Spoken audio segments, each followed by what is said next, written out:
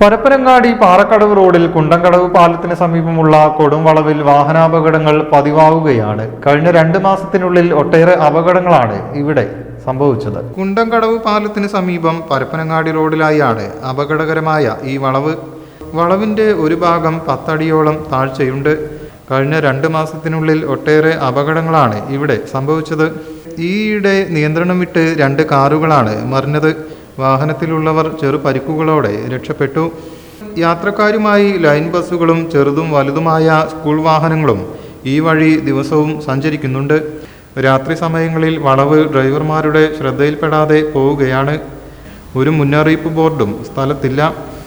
വളവിൽ crash ബാരിക്കേഡും object ഹസാർ മാർക്കറും അടിയന്തരമായി സ്ഥാപിക്കണമെന്ന് NFPR സംഘടന തിരൂരങ്ങാടി താലൂക്ക് ഭാരവാഹി അഷറഫ് കളത്തിങ്ങൽപ്പാറ പറഞ്ഞു.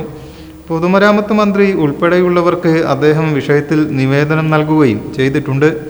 News bureau, Chemmad.